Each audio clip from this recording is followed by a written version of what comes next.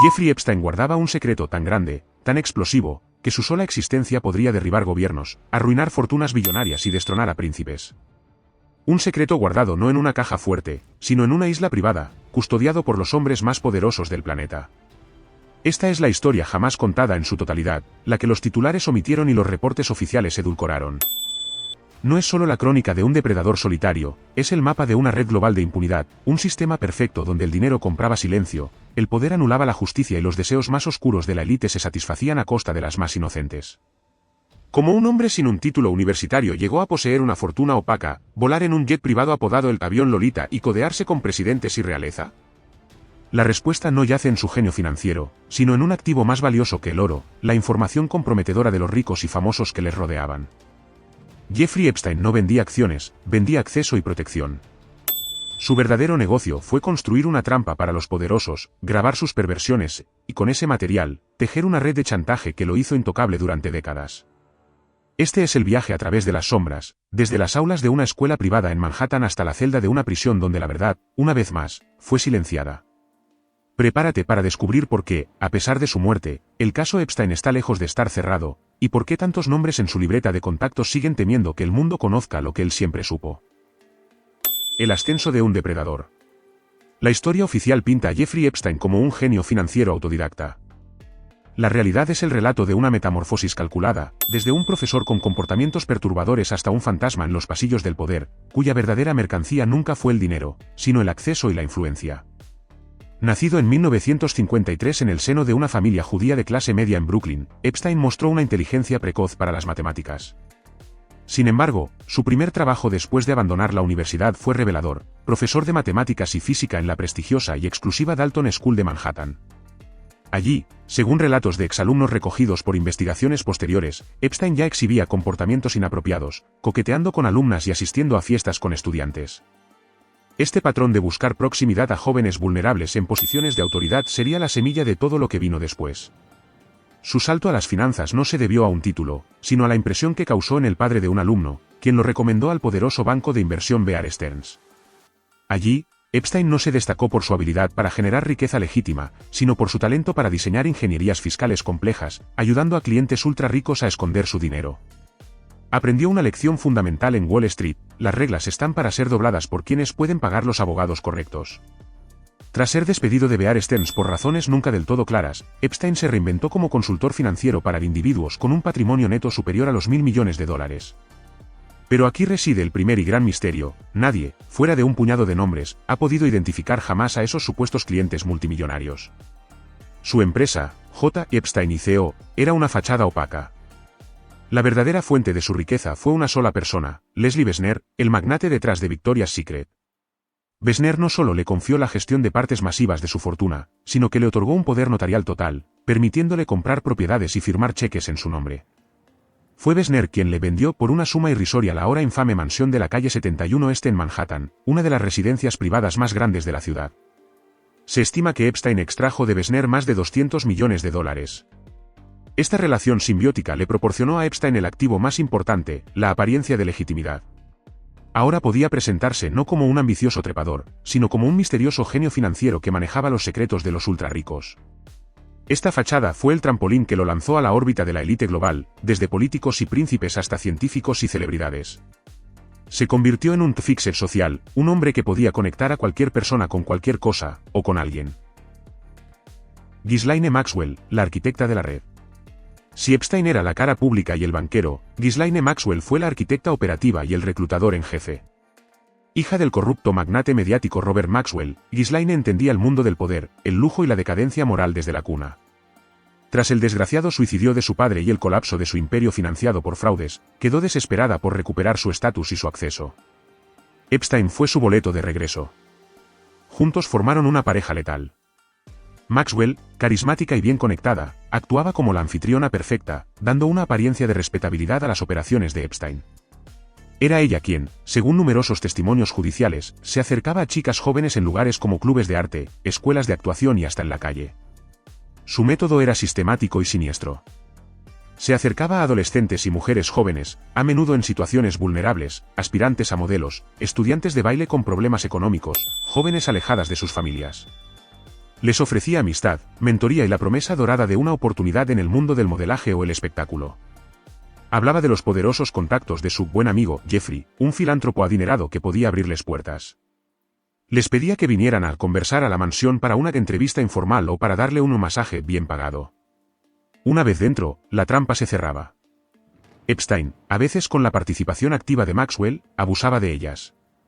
Este no era un patrón de conducta esporádico, era un sistema de suministro continuo. Maxwell no era simplemente la novia o la asistente, era una cómplice esencial, una facilitadora que usaba su género y su posición social para ganarse la confianza de las víctimas, allanando el camino para la explotación. Su posterior condena por tráfico sexual en 2021 confirmó judicialmente este papel central, describiéndola como una depredadora clave que convencía y preparaba a las menores. El manual del abuso, de Manhattan a Palm Beach y la isla del horror. La operación comenzó a gran escala en la mansión de Manhattan a principios de los años 90, pero pronto se expandió y profesionalizó. Epstein y Maxwell desarrollaron lo que, en la práctica, era un manual de operaciones. Contrataron a reclutadoras, como una mujer identificada en documentos judiciales como Tiffany, cuyo trabajo durante años fue exclusivamente localizar y atraer a chicas jóvenes, recibiendo una comisión por cada una que llevaba a la mansión. A mediados de los 2000, la base de operaciones se trasladó a la residencia de Epstein en Palm Beach, Florida. El modus operandi se refinó.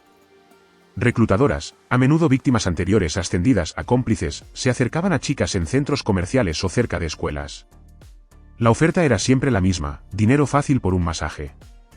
Lo que no decían era que el masaje sería para un hombre mayor, que estaría desnudo, y que las expectativas irían mucho más allá. Pagaban a las chicas, normalmente unos $200 o $300 en efectivo, y luego les daban más dinero para que reclutaran a sus amigas, creando un efecto piramidal de víctimas. Muchas de estas chicas tenían entre 14 y 16 años. El entorno de Palm Beach, una comunidad cerrada y opulenta, era el camuflaje perfecto. ¿Quién sospecharía del rico filántropo de la mansión? Pero el epicentro del mito y la atrocidad fue Little St. James, la isla privada de Epstein en el Caribe, apodada por los medios y las víctimas como la Isla del Pecado o Orgy Island. Este pedazo de tierra aislado, accesible solo por barco o helicóptero privado, se convirtió en el santuario final para los crímenes de Epstein. Allí, las víctimas, muchas llevadas desde Estados Unidos o Europa en el jet privado de Epstein, quedaban atrapadas en un paraíso que era, en realidad, una prisión de lujo. Testimonios describen un templo extraño, una pista de aterrizaje, y un cuartel general donde las menores eran obligadas a satisfacer los deseos de Epstein y sus invitados. La isla representaba la culminación de su poder, un reino privado, literalmente fuera de cualquier jurisdicción conveniente, donde las leyes ordinarias parecían no aplicarse. El arma definitiva, chantaje e inmunidad. La pregunta que persiguió a investigadores y periodistas durante años fue, ¿cómo pudo Epstein operar con tanta impunidad? La respuesta reside en lo que posiblemente era su verdadero negocio, uno mucho más lucrativo que la gestión de fortunas, el chantaje. Múltiples fuentes, incluyendo empleados como Maria Farmer, una de sus primeras acusadoras en los 90, han declarado que las propiedades de Epstein estaban llenas de cámaras ocultas, particularmente en dormitorios, baños y salas de masajes. El excompañero de celda de Epstein, el ex policía Nicholas Tartaglione, afirmó que el propio Epstein le dijo que había grabado a figuras poderosas en situaciones comprometedoras para asegurarse su lealtad. Esta operación de chantaje es la pieza clave que explica lo inexplicable.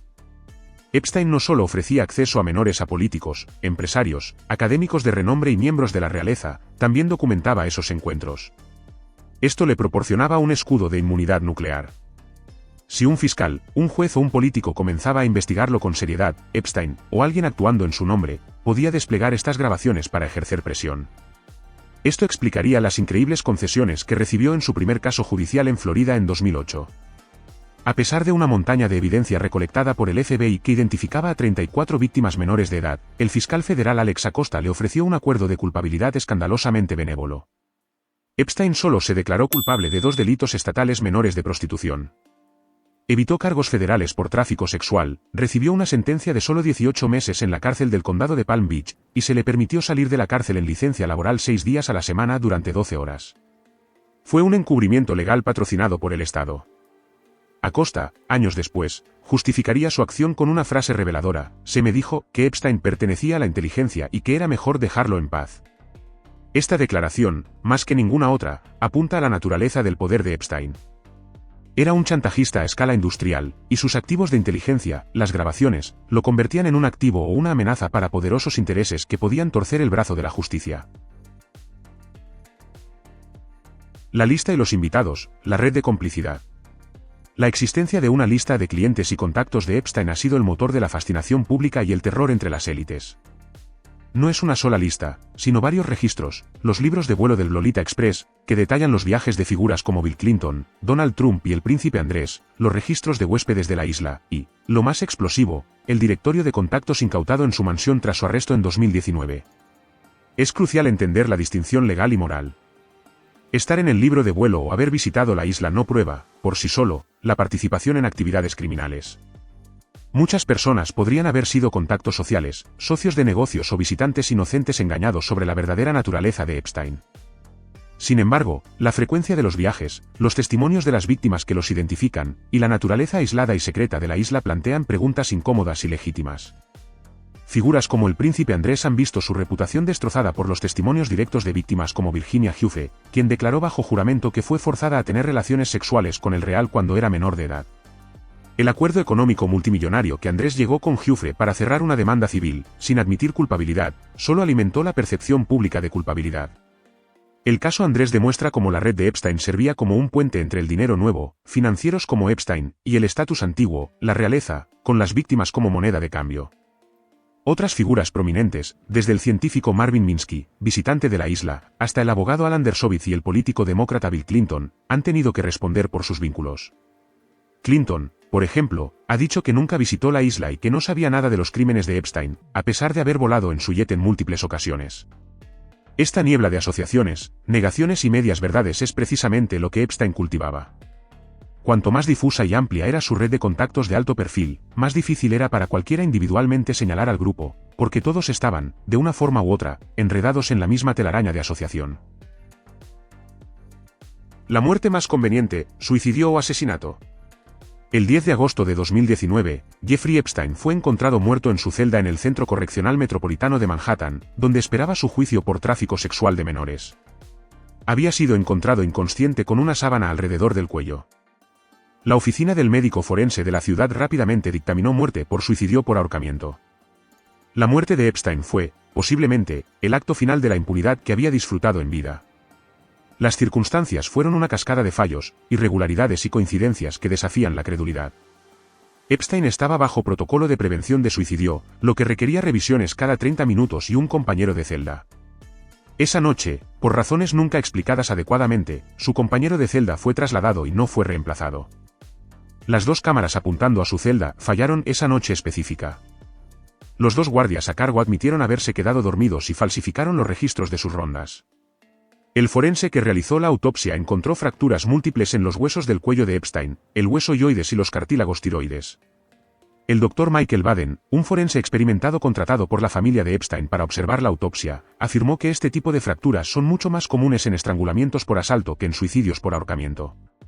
En mis 50 años de experiencia, nunca he visto 3 fracturas como estas en un suicidio por ahorcamiento, declaró. Mientras que otros expertos disputaron esta conclusión, la duda quedó sembrada. Solo 2 días antes de su muerte, Epstein había firmado un nuevo testamento, colocando sus activos, estimados en más de $500 millones, en un fideicomiso en las Islas Vírgenes llamado de 1953 Trust. Este movimiento hizo que su fortuna fuera casi inaccesible para sus numerosas víctimas que buscaban compensación civil. Para algunos, este acto sugiere premeditación suicida, para otros, indica que sabía que su vida estaba en peligro y quería poner sus asuntos en orden. La teoría del asesinato, aunque extrema, es alimentada por un frío cálculo de intereses. Epstein vivo, enfrentando 45 años de prisión, tenía un enorme incentivo para cooperar con las autoridades. Llevaba décadas acumulando secretos, grabaciones y nombres. Su testimonio podría haber derribado príncipes, magnates y políticos. Su muerte, sin embargo, selló para siempre esos labios. Cerró el caso criminal federal contra él, y lo más importante, detuvo en seco cualquier posibilidad de que revelara la extensión total de su red. Como dijo su abogado tras su muerte, Jeffrey Epstein poseía información sobre algunas de las personas más poderosas del mundo. Su muerte benefició a demasiados individuos poderosos como para ser descartada como una simple coincidencia trágica en una cárcel mal administrada. Fue el epílogo perfecto para una vida construida sobre el secreto, un último misterio sin resolver. El caso de Jeffrey Epstein es mucho más que la historia de un depredador sexual rico. Es un mapa detallado de cómo funciona la impunidad en el nivel más alto de la sociedad. Es un estudio de casos sobre cómo el dinero compra no solo lujo, sino también silencio legal. Demuestra cómo las instituciones diseñadas para proteger a los vulnerables, policías, fiscales, jueces, pueden ser doblegadas, cooptadas o simplemente intimidadas cuando se enfrentan a un poder suficiente, especialmente cuando ese poder está respaldado por el arma definitiva, la información comprometedora. La red de Epstein no fue una anomalía monstruosa, sino el producto lógico de un sistema que venera el poder y la riqueza por encima de todo. Ghislaine Maxwell está en prisión, y algunas víctimas han recibido compensaciones económicas de los fondos de Epstein. Pero la mayoría de los hombres poderosos cuyos nombres aparecen en los libros de vuelo y en los registros de la isla no han enfrentado consecuencias legales. La pregunta final que deja este caso no es quién era Jeffrey Epstein, sino a quién protegía y quiénes lo protegían a él. La muerte de Epstein aseguró que esas preguntas nunca serán contestadas completamente en un tribunal, dejando una mancha permanente de sospecha, injusticia y la certeza aterradora de que, para algunos, las reglas simplemente no aplican. Es un recordatorio oscuro de que las verdaderas celdas de esta historia no estaban en una prisión de Manhattan, sino en las suites privadas de Heads, en las mansiones amuralladas y en los salones del poder, donde el silencio se compra, se vende y se impone. ¿Qué piensas de este caso? Te leemos en los comentarios. Y no olvides suscribirte para más historias sin censuras.